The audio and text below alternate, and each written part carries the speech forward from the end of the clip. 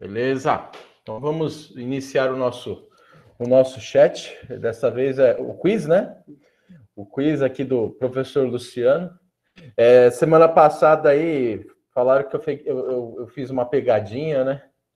Mas foi sem querer, gente. Não era minha intenção, não.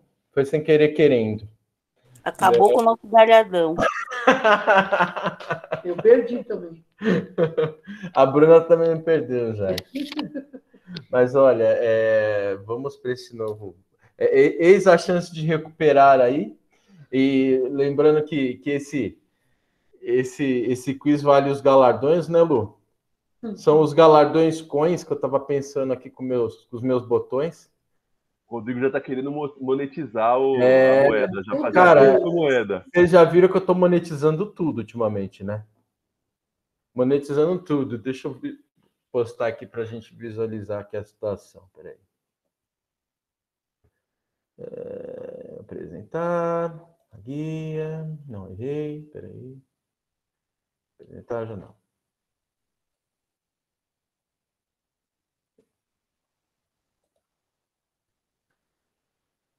Cartas de um prisioneiro.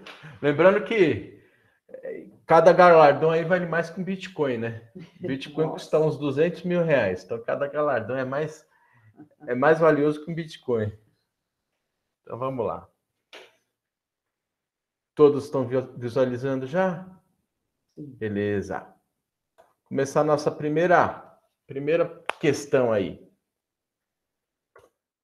A cidade de Filipos ficava na província romana da alternativa A, Britânia.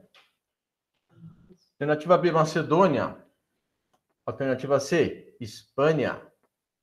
E a alternativa D, Judeia. Ô, Lu, acho que isso é pegadinha também, né? Não tá pegadinha, não tem não? Não tem não. Todas as 4 são províncias romanas, mas Filipos ficava em uma dessas 4. Exatamente. É que normalmente eu sempre coloco uma engraçadinha, nesse quiz eu não coloquei nenhuma engraçadinha, nenhuma questão pro pessoal excluir, assim.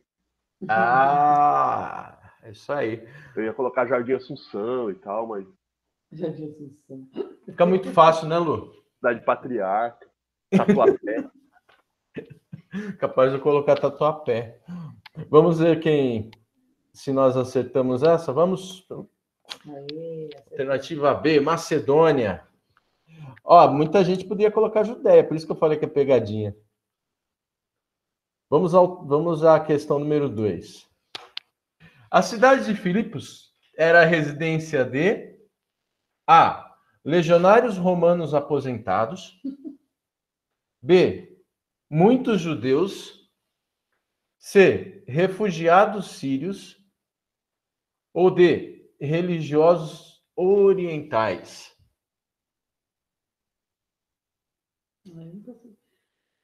Essa tá difícil. A Bruna tá em dúvida aí. Não é em dúvida, é que essa tá difícil, tá difícil.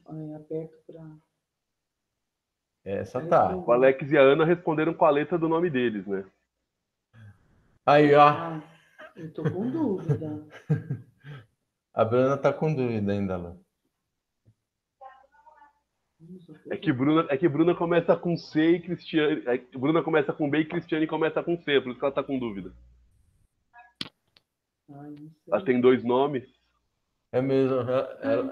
Eu que dei um sobrenome para ela, né? Porque ela só tinha nome. Cristiane então. Bruna de Maria. Tudo nome.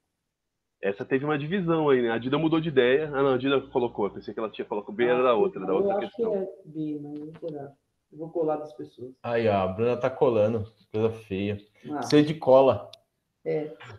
Ela foi de A de... Aí, ó. Não lembro disso, não. Agora eu vou para alternativa, para a questão 3, então. Não, uma resposta. Desculpa, gente. Eu já estou querendo pular todo o esquema aqui. Vamos para a resposta.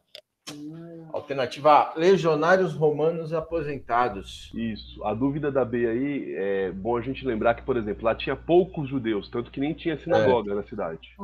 Exatamente. E precisava de pelo menos 10 homens judeus adultos para formar uma sinagoga e não tinha nem isso. Então não são muitos judeus. É isso mesmo. Então vamos à questão 3.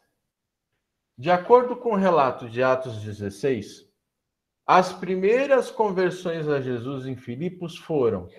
Gente, eu ia comentar sobre isso agora na questão anterior. Graças a Deus eu não comentei. Alternativa A, Talita, um proprietário de escravos e um general romano. Alternativa B, Ruth, o líder da sinagoga e um empresário.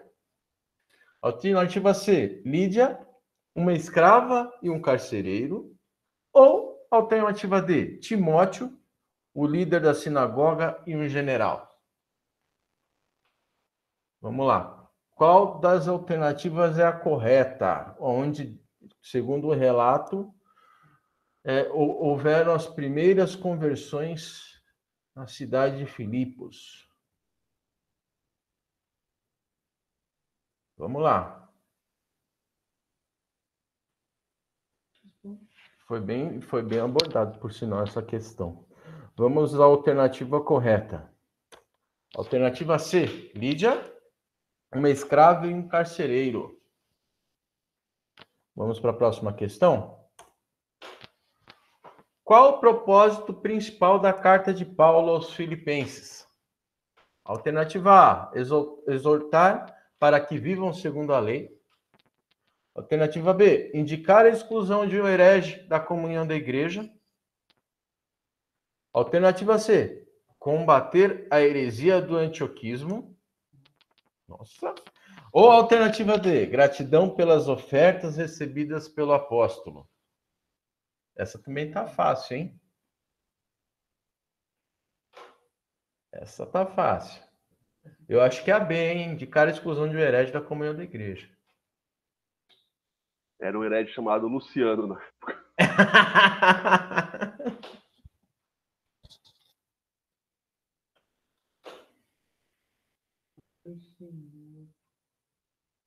Vamos à alternativa correta? Uhum. Alternativa D. Gratidão pelas ofertas recebidas pelo apóstolo. Realmente, Paulo estava agradecendo a Deus, mesmo em cárcere, pelas ofertas que o pessoal de Filipos mandou para ele, para sustentar ele na obra missionária. Então, vamos à quinta questão. Sobre a carta de Paulo aos Filipenses, é correto afirmar que A. Há muitas citações do Antigo Testamento. B. É a carta mais curta de Paulo. C. Foi escrita quando Paulo estava na Espanha. E D. Há repetidas citações da palavra alegria. Bonita palavra, né? Por sinal. Alegria. Já tem bastante, eu sei. Qual é a alternativa certa?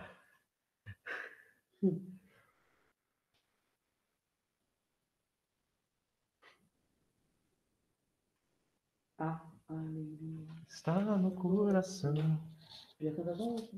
de quem já conhece Jesus. Rodrigo passando cola, cantando. É uma Cola musical. Exato, e é uma boa sugestão para a próxima administração, hein? Para o próximo domingo, hein? Eu acho bem bacana essa música, acho que seria legal. Cantava essa na catequese, hein?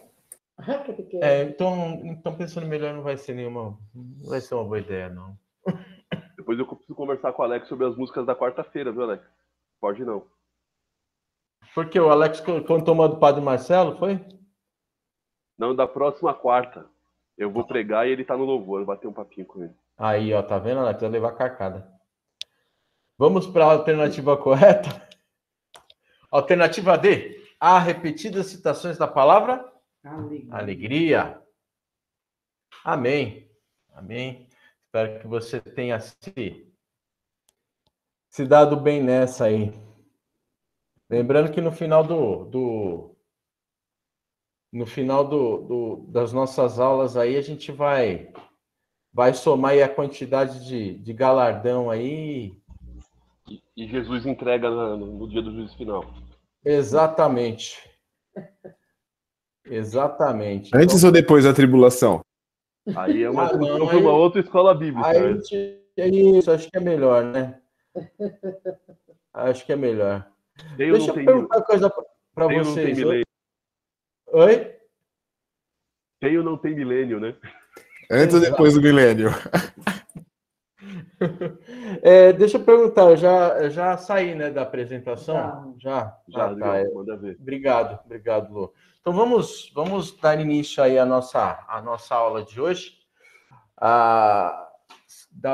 O Luciano sequenciou, quer dizer, fez uma abordagem geral aí na primeira aula, falando sobre os principais contextos da cidade, cultural, da época, da questão da região, onde ela estava localizada, a cidade de Filipos. Fez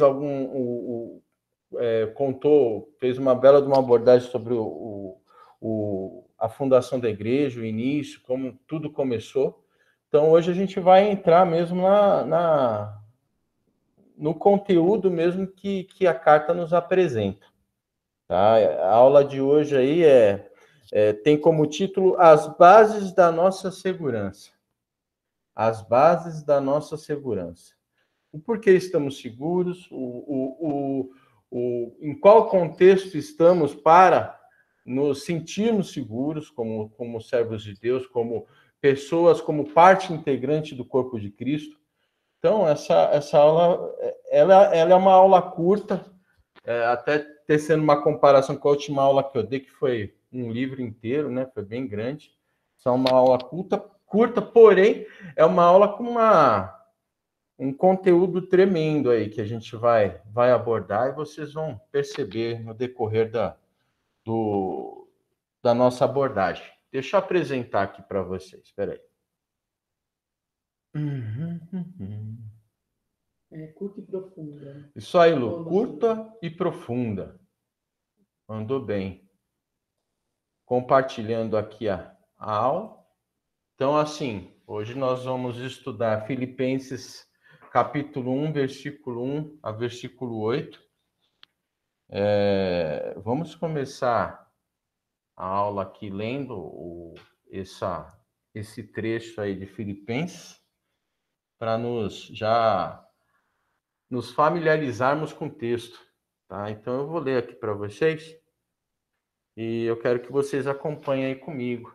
Eu vou falar uma coisa, eu não preparei muito slide, porque vocês sabem que eu não sou muito de preparar slide, né? A Bruna prepara já para mim, já para começo de conversa, e eu tenho que fazer ficar falando o que ela tem que fazer, né? E eu mesmo não sei o que eu tenho que fazer, que dirá falar para ela isso.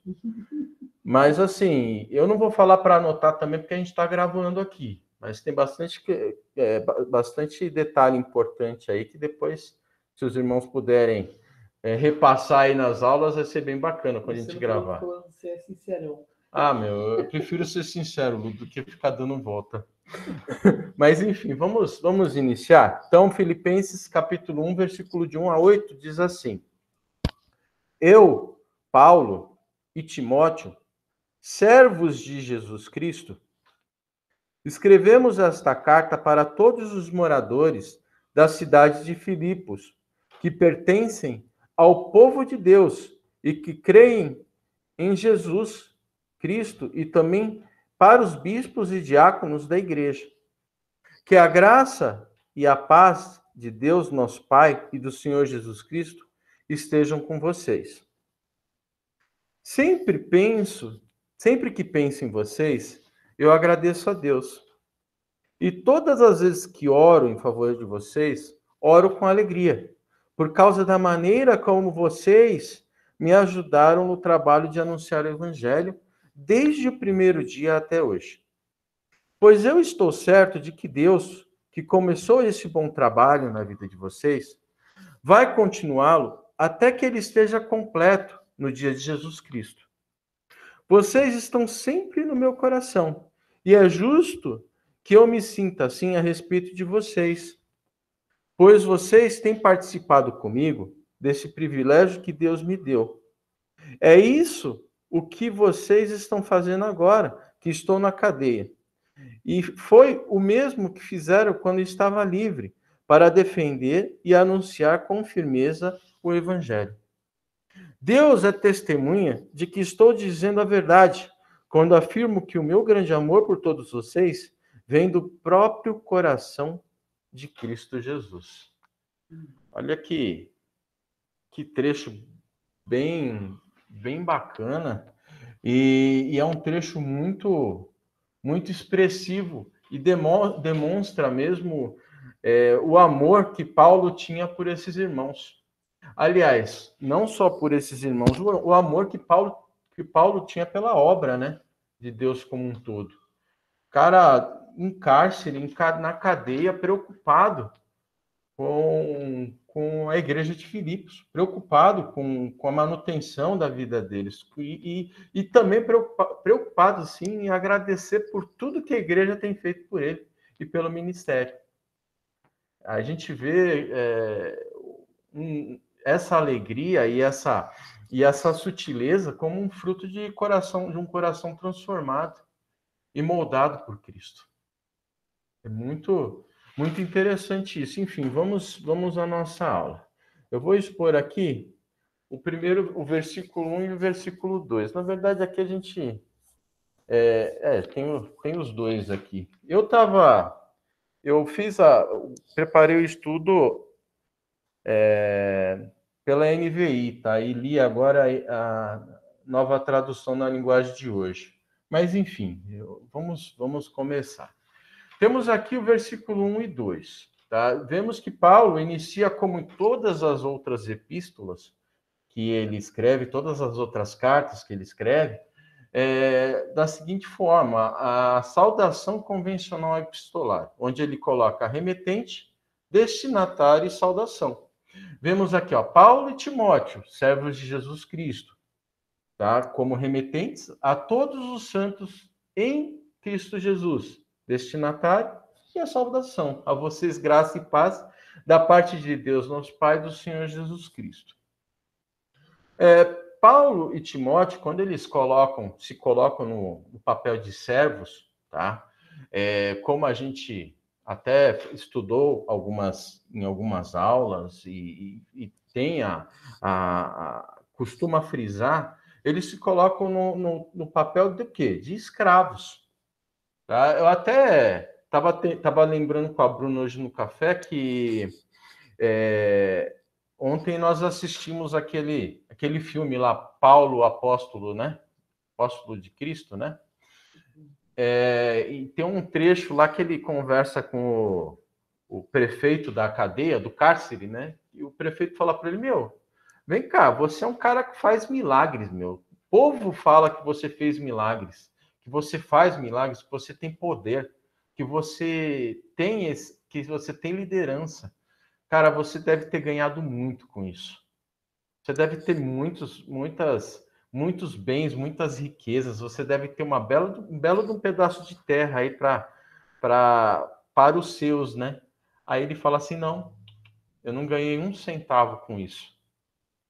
Aí o cara fala, mas espera aí, se você se dispôs para com as pessoas do jeito que você se dispôs, e você não ganhou 1 centavo com isso, meu amigo, você não é um líder, você é um escravo. E realmente, Paulo e Timóteo se denominavam e realmente eram escravos de Cristo. Escravos de Cristo. Eles devotaram suas vidas a servir a Cristo, a servir ao próximo. Tá? E o interessante também nesse versículo 1 é que ele coloca também os destinatários, tá? Isso colocando na versão da NVI, a todos os santos em Cristo que estão em Filipos. O que nós entendemos como santos? Pessoas separadas, né? Pessoas separadas, né? Mas separados para quê? O que é um santo? Ou seja, o santo seria o quê? Aquela pessoa boazinha, aquela pessoa não faz nenhuma maldade ou que tem um caráter ilibado, na verdade, quando a gente fala de santos, é até interessante a gente abordar essa primeira parte, porque é uma parte muito importante para o contexto, para o restante do contexto que iremos estudar, tá? Quando a gente fala de santos, significa que somos separados, que Deus nos tirou de uma situação e nos incluiu em outra.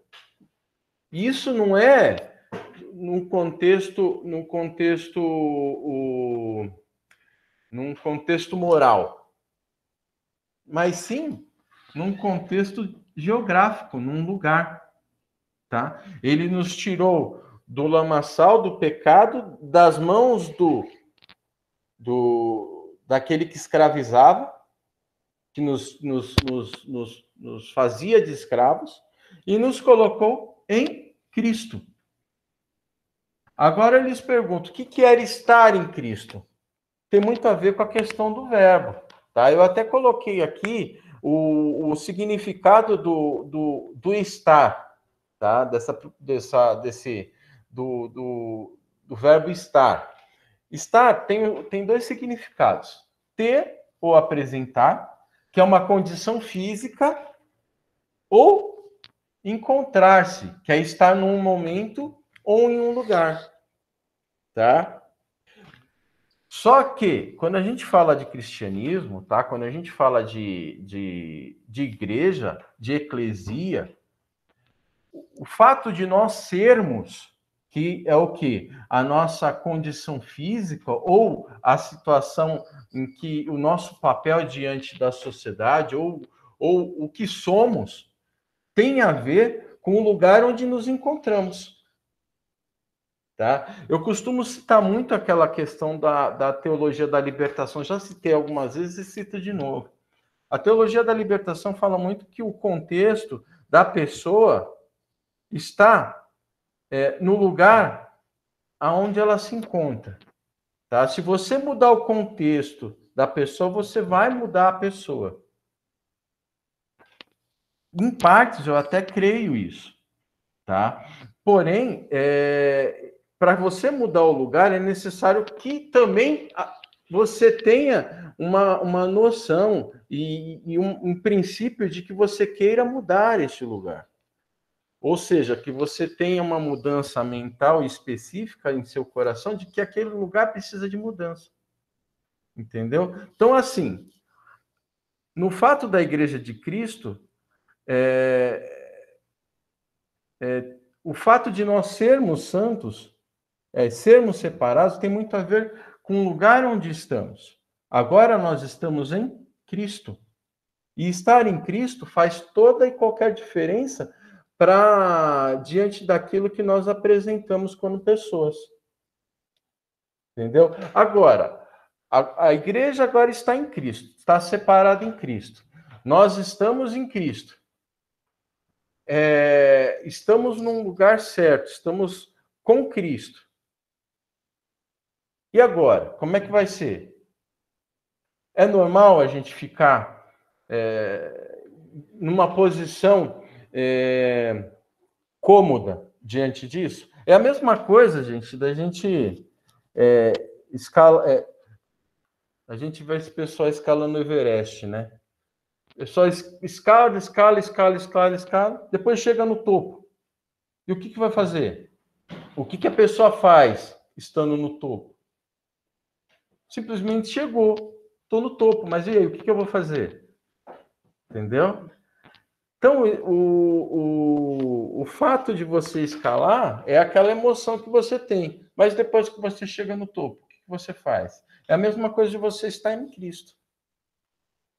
O que a gente está pensando, o que Paulo está tentando fazer agora com a igreja de Filipe é simplesmente mostrar para eles que o fato deles estarem em Cristo conota segurança e, da mesma forma, conota uma responsabilidade tremenda. Aí o que que ele coloca aqui nessa... O que que ele expõe aqui diante dos irmãos? Algumas bases, tá? Oi, Ana, pode falar. Ah, eu falei que eu tinha batido a mão. Eu queria falar, mas eu não tinha. Eu bati a mão sem querer. Ah, Mas tá. agora, já que eu bati a mão, vou falar também. Não vou Tá. perder a. A gente precisa lembrar também essa posição de santo. Quem nos coloca nessa posição é o próprio Deus, né? É Ele quem separa. Sim. Porque eu já vi muito assim, o crente sofre com esse conflito, o crente precisa entender muito bem essa definição de santo, e eu estou achando ótimo você estar falando sobre isso, porque a impressão que dá quando você se converte é que você sai em busca de uma perfeição, né, que você começa a fazer cobranças, não que nós não tenhamos que buscar isso, mas tem que buscar isso na palavra. Sim. Né? Não nos nossos padrões, mas na palavra de Deus. Sim. E aí a gente sofre um pouco desse preconceito, né, das pessoas acharem que, eles são os melhores, se sentem os melhores, quando na verdade deveríamos nos colocar nessa posição de Paulo, de servo, Exato. escravo, né? Nós somos escravos, nós não somos o Silas Malafaia da vida, dono da razão. Nós Exato. somos escravos, entendeu? Uhum. E Deus é que nos coloca, né? Sim, e você falou uma coisa certa, até complementando isso que a Ana falou, que o fato de Deus ter nos separado, ele não nos separou à toa, ele nos colocou em Cristo. E o fato de estarmos em Cristo tem muito a ver, não o motivo não é, ele não nos colocou em Cristo pelo que somos. Tá? Ele nos colocou em Cristo para sermos transformados. Entendeu? Nós fazemos parte do corpo de Cristo, por quê? Porque temos a necessidade dessa transformação. E é aquilo que você falou mesmo, Ana, que eu concordo, que é extremamente necessário, sim, devemos sim buscar, mas não quer dizer que já estamos completos. E essa transformação, ela ocorre no momento que estamos inseridos no corpo de Cristo e de forma paulatina. Entendeu? Então é isso. O santo não é porque você é santinho que você tem um caráter ilibado. Não, o santo é porque você sabe que você tem defeito, Deus sabe que tem defeito, que você tem defeito, tá? Deus sabe que você precisa de transformação, mas você se arrependeu e ele te insere no corpo de Cristo. Te insere no corpo de Cristo. Agora, qual é o corpo de Cristo aqui na Terra? A igreja. A igreja. Nós somos o corpo de Cristo. Exatamente. O fato de estarmos inseridos nesse corpo, Deus nos proporciona essa possibilidade de mudança. A igreja, Rodrigo, ela precisa nos fazer melhor, não Exato. pior, o que às vezes acontece, né? É isso. Em vez dela fazer a pessoa melhor, acaba fazendo a pessoa pior. Então, a gente precisa ficar atento a isso. Exatamente. Observar, né? Sim, mas eis a questão. A igreja, tem muitos dentro da igreja que não tomam Cristo como cabeça. E a gente acaba muitas vezes se amparando em pessoas. Essa que é a questão. Nós temos que a ajuda mútua, nós temos que nos incentivar mutuamente a olhar para Cristo. E sermos como Cristo, né? Essa que é a questão. Ô, Dida. Vou falar pouco hoje, tá? Tá bom. Mas a Ana falou, o que a Ana falou é que na igreja, a igreja que prega a palavra, né? Sim. Óbvio, né? Estou falando dessa igreja. Mesmo essa igreja que prega a palavra, o que a gente precisa ser moldado a ser melhor através da palavra e não das pessoas. O problema é que a gente olha para as pessoas. Exato. Entendeu? Aí quando a gente olha para as pessoas, a gente cai, porque a gente fala, "Ai", aí começam as nossas dúvidas. Se nós olhássemos apenas para a palavra, nós não teríamos tantas dúvidas assim. É verdade. Isso é verdade.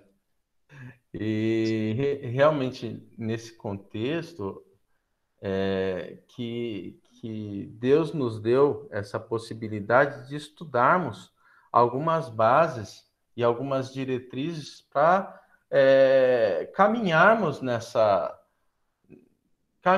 em Cristo, caminharmos juntos e sabermos que, além de não estarmos sós nessa caminhada, nós temos muito a contribuir, né? Para que mutuamente, dentro dessa coletividade, como até foi falado algumas aulas atrás, sejamos cada vez mais transformados.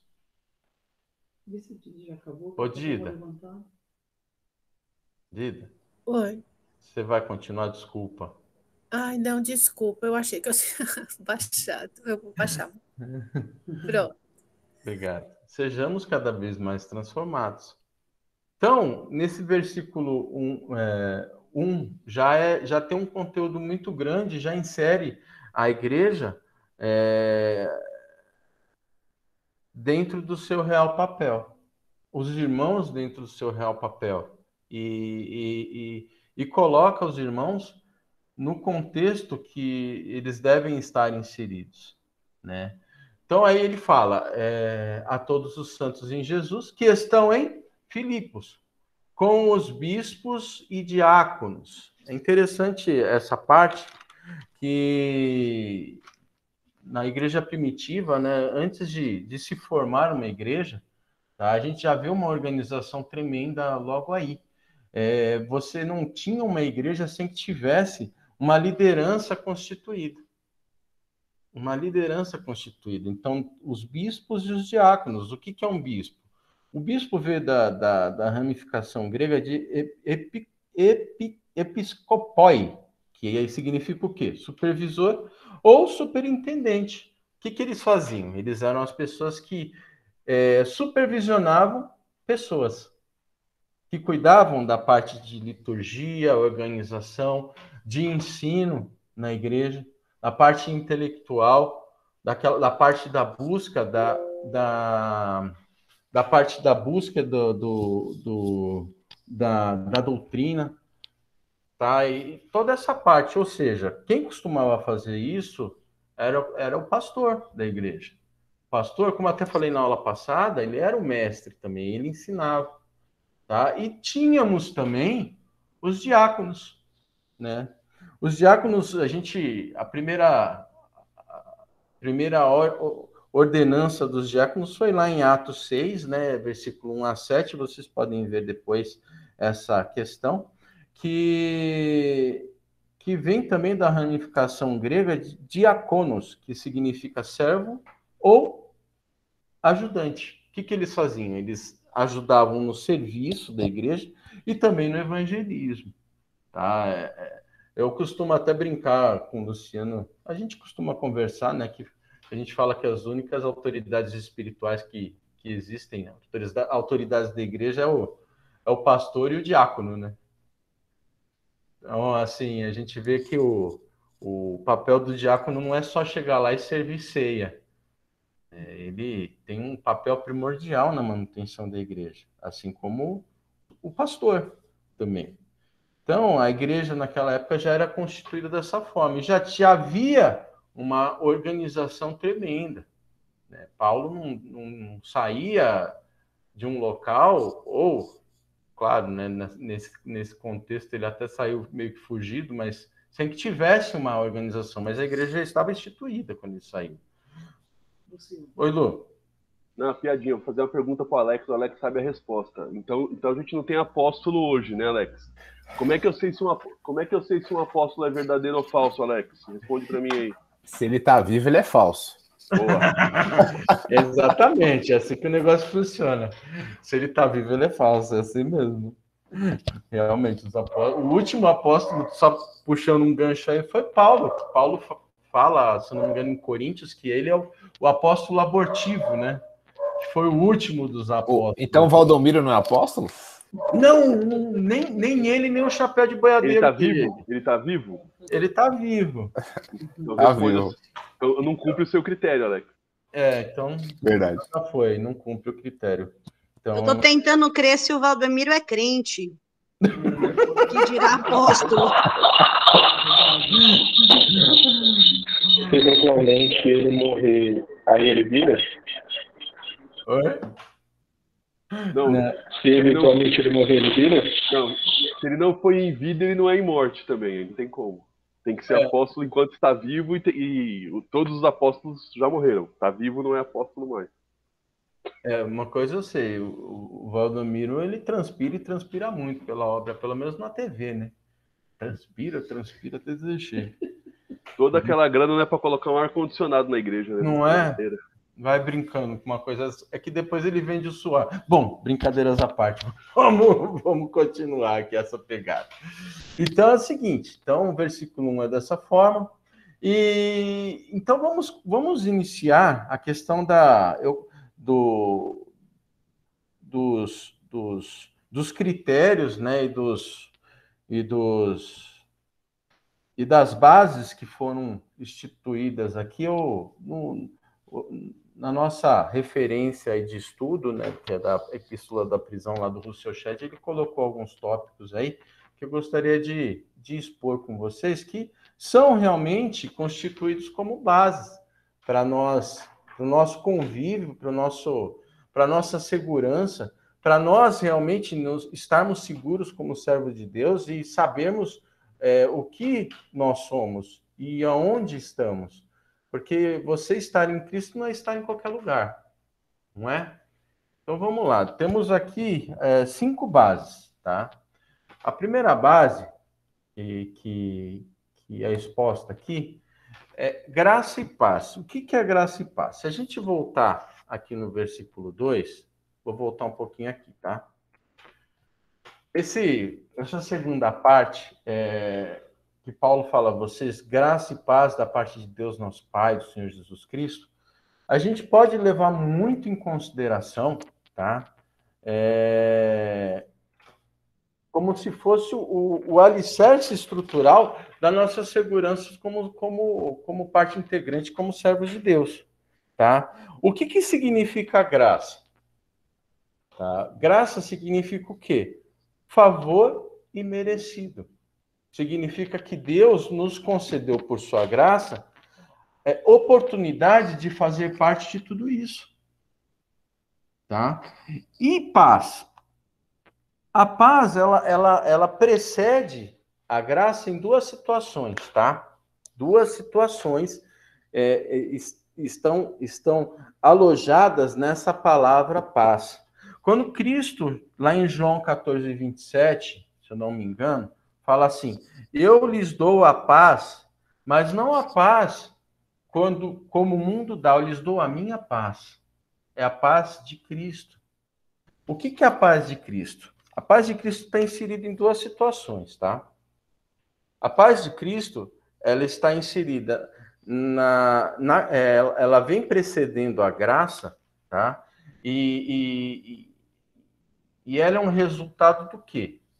De que a graça, ela serve para nós como uma fonte segura, uma vez isso ser concedido por Deus e por seu amor, de que estamos inseridos e temos um relacionamento próximo com o nosso Pai. E por termos um relacionamento próximo com o nosso Pai, temos a paz de estarmos com Ele, de que toda e qualquer circunstância, Deus está no controle, através da pessoa de Cristo. E a segunda situação que engloba essa palavra paz, que precede a graça, é que a graça é um dom imerecido. E por ser um dom imerecido, gravem isso, por ser um dom imerecido, tá? Tanto nós, quanto aquele que nós com o nosso fator humano, julgamos não ser merecedor, tá? Estamos no mesmo pé de igualdade. Por quê? Tanto nós quanto aquele lá que nós julgamos que não é merecedor, somos pecadores. E Deus não faz acepção de pessoas, ele concede a sua graça.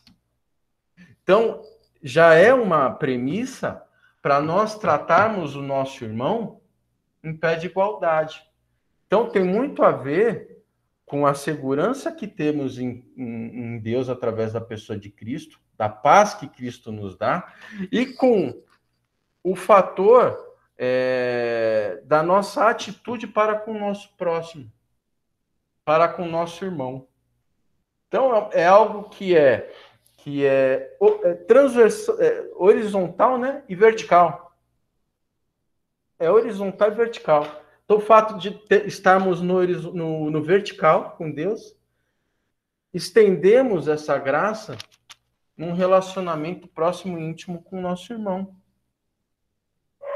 Então, o fator graça e paz, tá, como a base, é o alicerce da igreja.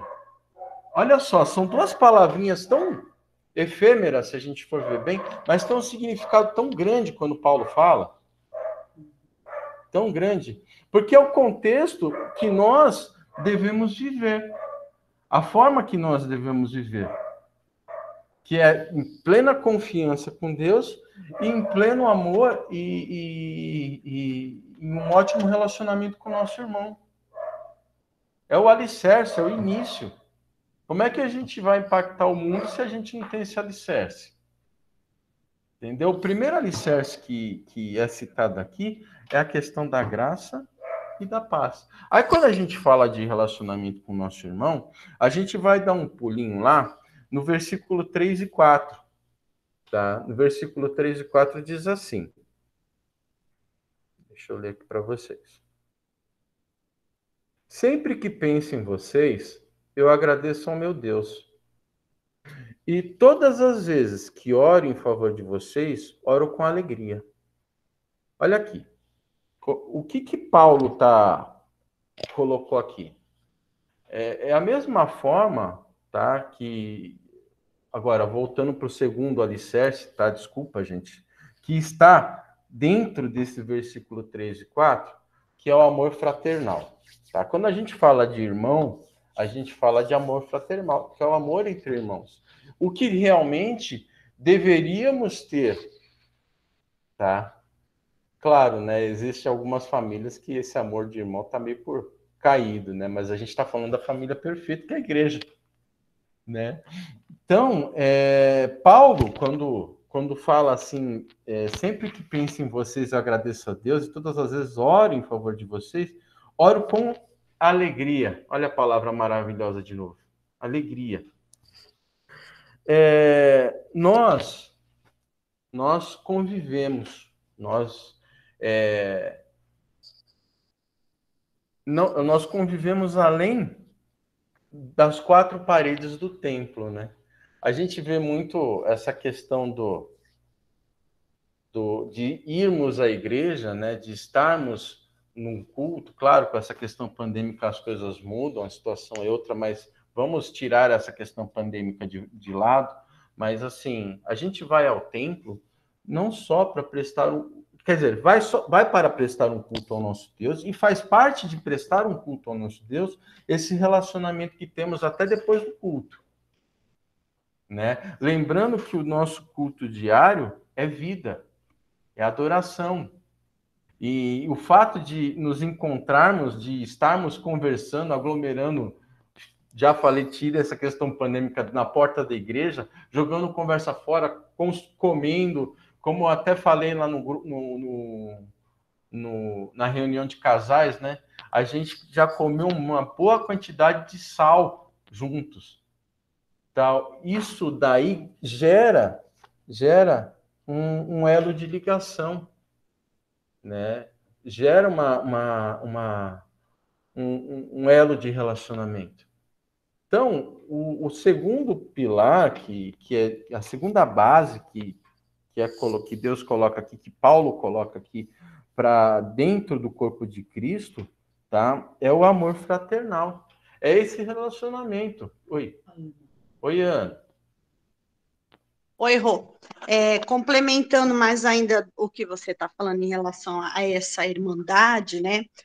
Eu acredito que esse amor entre cristãos, esse amor fraternal, ele deveria ser um amor também de responsabilidade, né? Porque às vezes a gente não consegue ter tanto relacionamento, né? Embora a convivência acaba fazendo isso.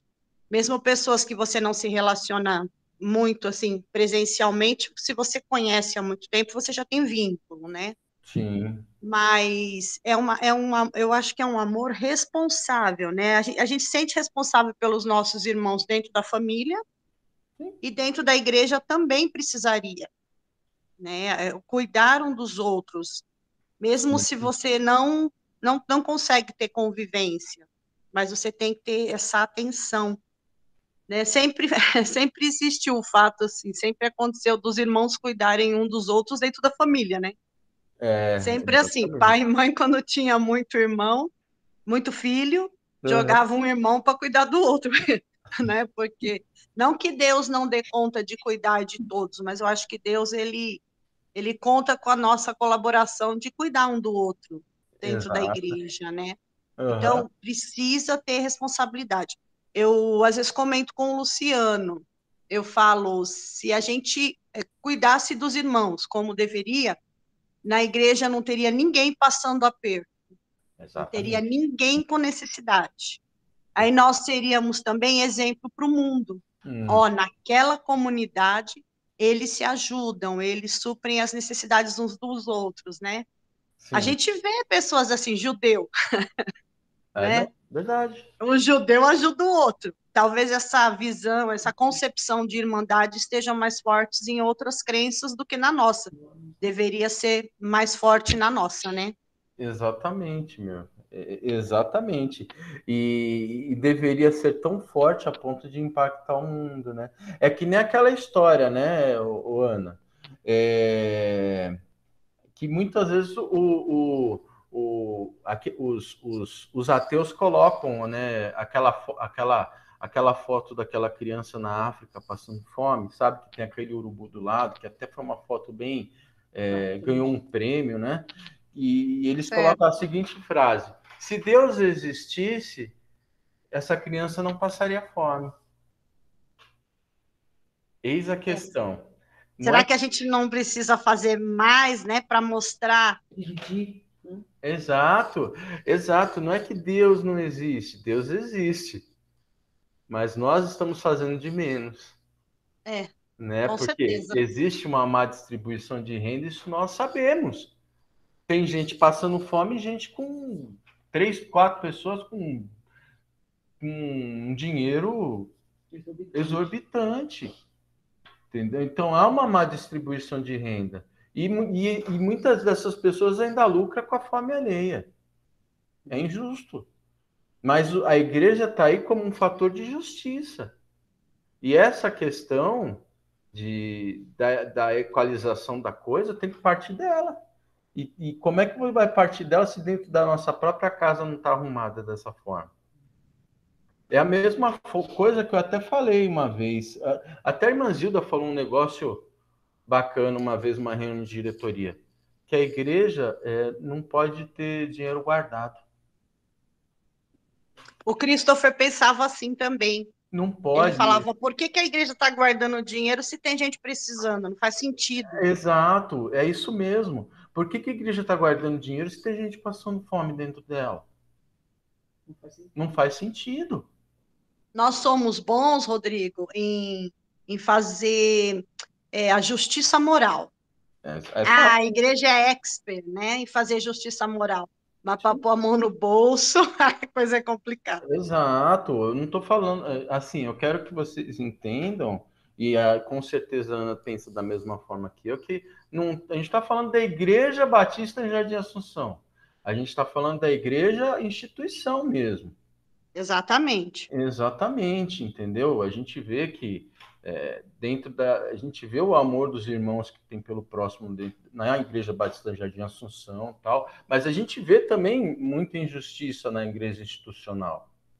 Isso daí tem que mudar. Por quê? Porque a nossa mentalidade, que é aquilo que Deus fala que a gente tem que ser transformados pela renovação do nosso entendimento, parte do princípio que temos que ser fator de justiça. E nossa igreja, Rodrigo, é uma igreja humilde, né? A gente faz aquilo que realmente está ao nosso alcance, Deus sabe. Poderíamos fazer mais? Talvez se nos organizássemos melhor em alguns aspectos, mas já faz o que é possível, né?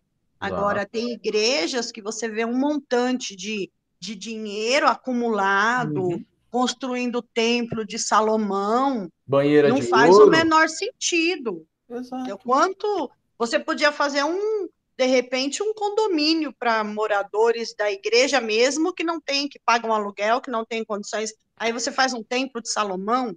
Exato. Sabe? Então, é disso que eu estou falando, é a maneira como o dinheiro é empregado, né, favorecendo a injustiça. Exatamente. Isso é péssimo, isso é péssimo.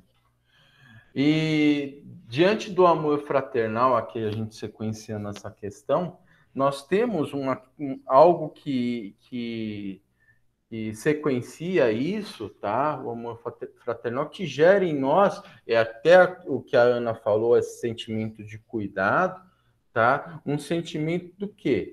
De cooperação. E cuidado, porque o sentimento de cooperação significa o quê? A palavra cooperação em grego significa koinonia, significa comunhão, tá? Cooperação significa que você faz parte de alguma coisa. E por fazer parte de alguma coisa, você só se sente parte integrante disso quando você ajuda. Quando você põe a mão na massa. Entendeu? Seja com uma ajuda financeira, seja com uma ajuda dedicando o seu tempo mesmo. Ou seja, a cooperação faz bem para a pessoa que está recebendo, para a instituição que está recebendo, e faz bem para você pelo fato de você sentir-se parte do todo, sentir-se engajado. Tá? Puxando um pouco a sardinha na questão dos dízimos e ofertas, das cooperações para com os missionários, isso daí faz muito bem para nós, porque nos faz ver que estamos colaborando para algo nobre, para a causa nobre, para a causa de Cristo, e que não só nós, mas outros também fazem, e diante dessa ação, nos sentimos como família, porque concordamos. Entendeu? E essa concordância faz muito bem para o nosso desenvolvimento. Entendeu? Por exemplo, vamos pegar aqui o versículo 5 na cooperação. Olha aqui. Por causa da maneira como vocês me ajudaram, isso Paulo falando, no trabalho de anunciar o evangelho, desde o primeiro dia até hoje. Então, primeira coisa, essa cooperação da igreja de Filipos, primeiro serviu para que Paulo não se sentisse desamparado, tá? Sabemos muito bem que nas situações que Paulo se via sem dinheiro, e muitas vezes ele não tinha amparo, ele procurava buscar o seu sustento através do trabalho. A gente vê lá em Éfeso, quando ele construiu, trabalhou fabricando tendas com Priscila e Áquila, lá em Atos, né? Mas também ele é muito grato, por quê? Porque os irmãos tiveram esse bom senso e essa cooperação que, por sinal, é gerada pelo fato de estar inserido na graça de Deus, na paz com o próprio irmão, e nessa mudança mudança que o ser humano está inserido no amor de Cristo, mudança que o amor de Cristo promove, né? Essa obra, esse trabalhar, caracteriza como um resultado na vida do irmão. É que nem lá em Tiago, né? Que a gente fala sobre a questão das obras. A obra, tá? As obras não salvam. As obras não salvam, mas caracterizam que a pessoa já é salva. Porque isso daí faz parte do da característica do cristão a questão do amor, da cooperação e da ajuda. E da obra de atender o necessitado. Isso faz parte da construção que Cristo está fazendo em nossas vidas. Então, Paulo, aqui no versículo 5, ele agradece por quê? Porque ele se sentiu amparado pela igreja. Entendeu? A igreja cooperou, até o que a Ana falou. A igreja se preocupou com ele. Se preocupou com ele, pelo fato dele estar pregando o evangelho com a sua situação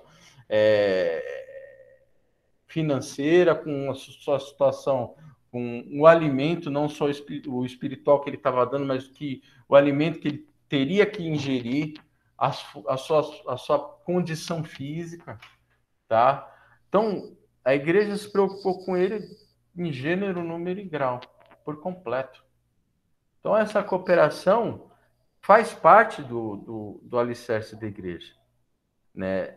É muito interessante isso daí, tá? E é aquilo que eu falei, e ressalto, não é algo que temos porque já somos 100% transformados, mas sim porque Deus começou uma boa obra, né? Começou uma boa obra, que é aqui que citamos o nosso quarto alicerce.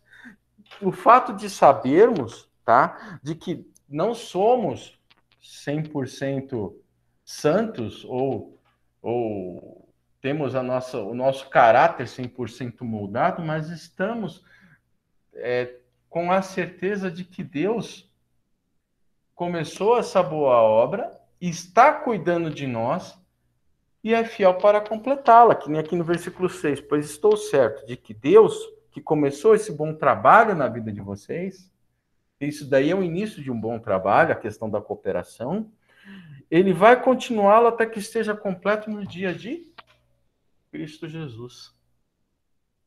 Engraçado, quando eu estava estudando essa parte e li esse versículo, tá? Ele me lembra até aquela música, já é uma outra música que dá para cantar, né? Aquela Deus começou boa obra em mim. Eu estava capaz de eu jogar para domingo que vem também. Mas assim, eu me lembrei de um caso, quando eu era mais novo, que eu estava iniciando nessa caminhada do Evangelho, tá?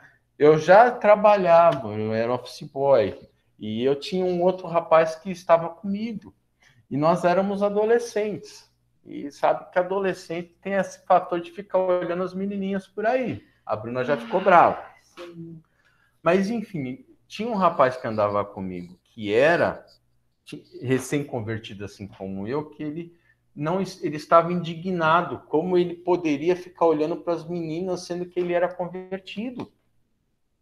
Como ele poderia? Ele não deveria estar fazendo isso, e para ele era uma luta tremenda que ele não estava conseguindo vencer, e que ele deveria ser diferente, porque senão ele não poderia estar engajado dentro do corpo de Cristo.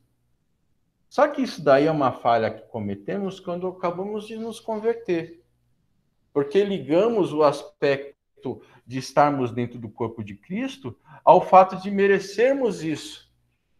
E sermos moralmente aptos a estar lá. Só que não é isso que Deus quer. Deus quer que Deus te aceita do jeito que você está. Ele quer realmente que você aceite o quê? Que você está errado. E que você precisa de mudança, precisa que ele inicie essa boa obra em você. É a mesma coisa de um pai com um filho. Quando um pai chama a atenção do filho, ele não quer que o filho, não quer o mal do filho.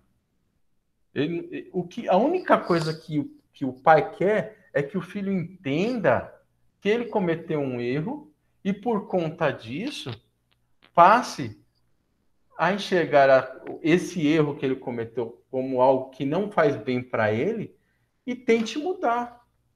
Isso que um pai faz, né?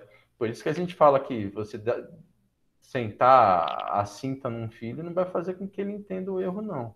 Só vai gerar raiva nele, né? Mas você sentar, você conversar, assim como Deus, de uma forma amorosa, nos mostrou que estamos errados, é muito gratificante. Então, o erro que cometemos quando nos convertemos é isso. Só que Deus quer que a gente tenha a noção de que Ele começou uma obra em você. E pelo fato de você estar inserido no corpo dele, inserido em Cristo, você vai mudar aos poucos essa sua situação. Até que você chegue na plena capacidade do Filho de Cristo lá no dia de Jesus Cristo, de Cristo. Ou seja, é um caminhar constante. Ninguém vai ser 100% santo aqui na Terra. A gente sabe disso. A gente sabe disso. Mas a gente tem que ter a plena certeza de que Deus começou e é fiel para completar. E se você quer que Deus complete essa obra em você, permaneça, persevere em Cristo. Permaneça na igreja. Ana? Errou. É por isso que a gente precisa também, acredito até que isso tem mudado bastante, já graças a Deus, acho que isso até é um fator positivo, né, nas igrejas. Mas ainda erramos muito, nós temos que apresentar Cristo primeiro. A gente já quer falar para a pessoa tudo que ela precisa fazer para aceitar Cristo. Na verdade, ela precisa só aceitar Cristo. Exato. Né? Eu lembro muito de ser evangelizada pelo Genivaldo, e assim, não estou desmerecendo esse pastor, né, que eu amo demais. Eu também. Mas foi muito colocado para mim que eu tinha que fazer isso, deixar aquilo. Então, na minha cabeça, eu achava que não dava para ir para a igreja, porque como eu fazia tanta coisa que na época eu gostava de fazer, como eu ia para a igreja? Exato. Né? Então, a gente precisa apresentar Cristo. Quando a pessoa reconhecer e quiser mesmo, e Cristo se revelar, tudo vai mudar. Você vai aprender na palavra, né? É isso mesmo, Ana. É dessa forma que o negócio funciona. É assim mesmo. É você apresentar a Cristo. Se você começar a pregar a Cristo sem que você apresente a Ele, por que a pessoa vai se converter? Por que a pessoa vai crer no que você está falando? As pessoas não têm a necessidade de mudança. Eles acham que está tudo certo. Eles acham que está tudo certo. Então, você apresentar Cristo é aquele negócio, né, gente? Quando você fala em sair em defesa do Evangelho, muita gente tem uma ideia conturbada disso. Porque a pessoa está pecando, isso a gente está falando do mundo secular. Que o mundo secular denegriu a imagem de Cristo. Que não pode. Gente, eles não têm noção do que eles estão fazendo. Mas nós temos a noção. Então, nós não temos que colocar Jesus lá atrás e colocá-lo numa redoma. A gente defende a Cristo colocando Cristo na frente, na linha de frente. Para que eles vejam quem é Jesus. E como é que a gente coloca Jesus Cristo na linha de frente? Sendo o sal da terra e luz do mundo. Sendo como Jesus. Apresentando Jesus. As pessoas têm que ter vontade de ser igual a Cristo. Ou seja, serem imitadores da gente. Que nem Paulo fala, sede meus imitadores, como eu sou de Cristo. Então, as pessoas têm que ter vontade de fazer parte desse meio. Não querer cada vez mais fechar o portão para a gente. Né? Às vezes a gente quer forçar uma barra com as pessoas e a gente se torna enfadonho. E, a pior coisa que tem é a pessoa pegar ojeriza de crente. Gente do céu, eles entendem totalmente errado a situação. E tá fácil pegar hoje, né? Nossa! Luciano, como tá, meu querido? Como tá fácil pegar hoje?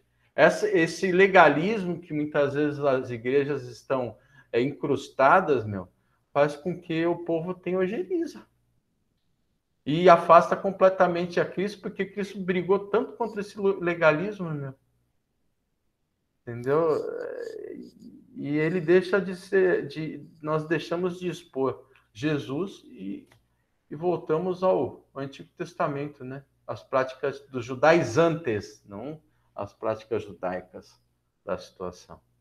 Isso daí é muito ruim. Enfim, e nosso último alicerce aqui que nos é colocado, tá? É o quê? Vínculo familiar. Tudo que a gente falou, amor fraternal, família, por que eu coloquei vínculo familiar? Esse último alicerce, o autor, ele coloca assim, a oração do pastor, ou seja, a proteção pastoral, tá? Mas eu achei bem bacana essa questão do vínculo familiar, por quê? Porque se a gente lê aqui no versículo 7 e 8, que eu vou ler, e vocês vão entender o que eu estou falando. Diz assim: vocês estão sempre no meu coração, e é justo que eu me sinta assim a respeito de vocês, pois vocês estão têm participado comigo desse privilégio que Deus me deu. É isso o que vocês estão fazendo agora, que estou em cadeia. E foi o mesmo que fizeram quando eu estava livre para defender e anunciar com firmeza o Evangelho. Como é que funciona o negócio? Às vezes a gente se sente sozinho nessa parada aí do cristianismo, de estar no corpo, de estar fazendo as coisas para Deus. Mas é interessante que a gente tenha em mente, no coração, que sempre tem alguém orando por nós. Paulo sempre orou, estava em cárcere, tá? E estava agradecendo, tá? E diz que ora pela vida desses irmãos, tá? E agradecendo porque esses irmãos ajudaram ele tanto lá dentro quanto lá fora na pregação do evangelho. E ele não estava, mesmo em cárcere, ele não estava se sentindo só. Muitas vezes a gente pensa estar só, mas no meio do corpo de Cristo a gente nunca se sente só. A gente sempre tem alguém orando por nós, apresentando, sempre tem alguém preocupado conosco, e aquilo até que a Ana falou lá no início, tá? E isso para nós é um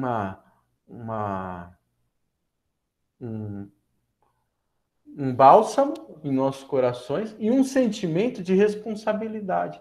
Porque assim como tem alguém orando por nós, tem alguém cuidando e zelando por nós, nós também temos que zelar pelo outro. Então, o quinto e o último alicerce que permeia aqui o corpo de Cristo é a questão do vínculo familiar, que é o que nós temos, essa questão do cuidado em ambos os aspectos. Então, eu falar que nem o autor falou, que é a questão da oração do pastor, do sumo pastor por nós, a oração de uns pelos outros, né? E a oração não é só você chegar e interceder a Deus. Você intercede a Deus em oração, tá? Não como uma prática, como os judaizantes faziam. Você intercede a Deus em oração pela causa do seu irmão, porque você realmente se preocupa por ele. Você se preocupa com ele. Então, é muito mais profundo do que uma simples prática. Então, o fato de você se preocupar com o seu irmão é extremamente valioso para o andamento e para o desenvolvimento da igreja, né? Então, esses são os 5 alicerces, tá, do corpo de Cristo. E isso daí são 5 verdades que temos que levar para o nosso dia a dia. Isso não parou lá na igreja de Filipos. Isso daí está na igreja do Jardim Assunção. Está em qualquer outra igreja. Está na igreja contemporânea. Tá? A mudança do mundo, ela vai ser efetivada a partir do momento que o pessoal entender o contexto da igreja situada nele. Tá? Eu até coloquei uma frase aqui, eu quero terminar com ela e espero que seja uma verdade, tá? Quem não concordar pode levantar a mão e a gente pode explanar, tá? Que eu coloquei da seguinte forma, tá? Encerrando aqui a nossa aula.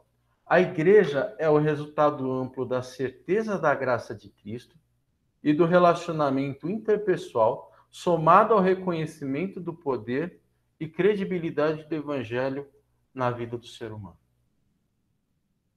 Tá? A igreja tem que ser isso. Tá? Tem que mostrar a graça, tem que se relacionar a partir da graça de Cristo, tá? E tem que credibilizar o evangelho através das nossas vidas, tá? Porque o evangelho muitas vezes é banalizado através das nossas vidas. A nossa vida tem que refletir o evangelho. Tá? Então, assim, eu deixo aí essa aula para vocês. Tá? No início eu dei uma enrolada que eu não sabia como explicar a coisa, mas acho que o negócio caminhou um pouco mais. E deixo também os irmãos com a oportunidade de acrescentar alguma coisa, como a Ana Cris citou, a Dida, o Lu, tá? Se vocês acharem por bem, fiquem à vontade. Caso contrário, estamos encerrando hoje.